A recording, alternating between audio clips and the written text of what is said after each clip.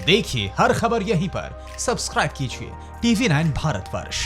हम आपको पिछले कुछ दिनों से एक मुहिम दिखा रहे हैं और वो हमारी मुहिम है कि हम चाहते हैं कि प्राइवेट अस्पतालों का जो बिल है वो कम हो। लेकिन ये बिल ना दिल में एक बहुत बड़ा झटका देता है। TV9 भारतवर्ष इस मुहिम को आगे बढ़ा रहा है और अब आपको लेके जाते हैं मुंबई की एक और केस स्टडी। एक केस स्टडी हमने आपको कल दिखाई थी और इस केस स्टडी को देखने के बाद आप सोचेंगे कि बिल भरने के लिए कर्ज लेने के अलावा कोई विकल्प बचता है नहीं। वैसे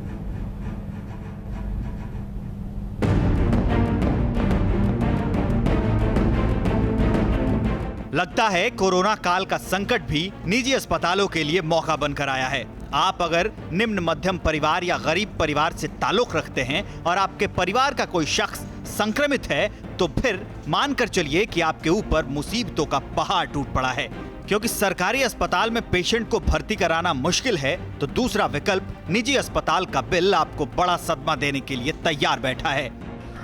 निजी अस्पताल की मनमानी और बिल की ये केस स्टडी मुंबई के एक सामान्य परिवार की है जिसने कोरोना पेशेंट के परिवार को 6.5 लाख रुपए का बिल थमा दिया। परिवार के सदस्यों ने कर्ज लेकर इस भारी भरकम बिल को चुकाया भी है, लेकिन अफसोस कि डॉक्टर उस पेशेंट को नहीं बचा सके। ये हैं सुरेश।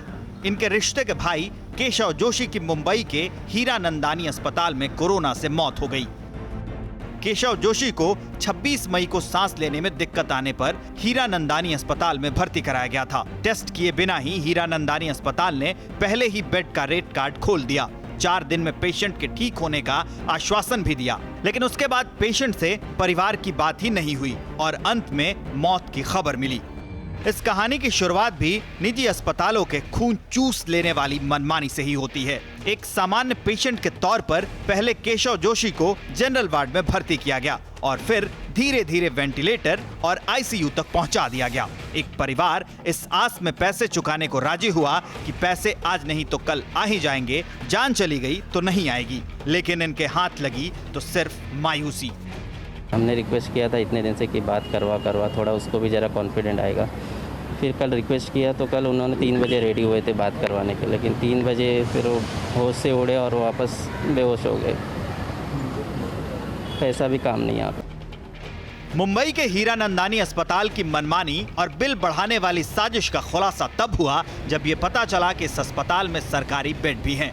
लेकिन एक जान बचाने के लिए न तो परिवार कुछ पूछ सका, न ही अस्पताल ने उन्हें कुछ बताया। हीरानंदानी अस्पताल में 149 सरकारी कोविड-19 के बेड्स हैं, लेकिन ये सरकारी बेड सिर्फ कहने के लिए रियायती हैं। हीरानंदानी अस्पताल में 14 दिन का बिल 6.5 लाख रुपए का बनाया गया। वेंटिलेटर बेड के लिए एक दिन में 40 से 50 हजार रुपए वसूल किए गए। हीरानंदानी अस्पताल में केशव जोशी के परिवार को पैसे से ज्यादा फिक्र पेशेंट की थी, लेकिन अफसोस कि अस्पताल का लंबा चौड़ा बिल सुनकर भी उन्हें सबसे बड़ा सदमा मिला। एक्चुअली हमने कुछ उन्होंने बताया नहीं, हमने भी ऐसा सिचुएशन ऐसा था कि हम भगवान से प्रे ही कर रहे थे कि जल्दी हमारा आदमी ठीक हो जाए। पैसा तो चलो आज आ जाएगा, कल आ जाएगा, बट आदमी इम्पोर्टेंट है करके। जोशी परिवार को थमाए गए भारी भरकम बिल में हालांकि ऐसी कोई गलती नहीं मिली जिसमें निजी अस्पताल पर सवाल हो, लेकिन सवाल है उस सिस्टम पर, उस सरकार पर जो आम लोगों को सस्ता और सुविधाजनक इलाज भी मुहैया नहीं करा पा रही है। चलो हम लोग ने तो कैसे अरेंज किया, बट जिसका कोई अरेंज नहीं कर पाऊंगा उसके लिए क्या होगा। एक तो आधे तो बेचारे ऐसे ही छोड़ के चले जाते कि इतना बिल कहाँ से भरेंगे।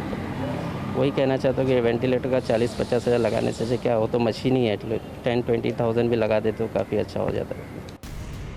हीरानंदानी अस्पताल के लाखों के बिल का खुलासा इसलिए हैरान करने वाला है क्योंकि इस अस्पताल में चैरिटी के बड़े बड़े दावे होते हैं, लेकिन एक परिवार कर्ज लेकर बिल भरता है और अस्पताल प्रशासन से कोई भी मदद नहीं मिली, न डिस्काउंट मिला, न ही पेशेंट को बचाया जा सका। एक अस्पताल ने सिर्फ मौके का फायदा उठाया। मरीज को इस तरह से सिचुएशन में देखकर अस्पताल उन्हें जब दाखिल करते हैं तो उन्हें बताते हैं कि ज़्यादा बिल हो सकता है और परिवार के व्यक्ति की जान बचाने के लिए परिवार हामी भी भर देता है और फिर शुरू होता है अस्पतालों द्वारा एक लंबे चौड़े बिल की तैयारी।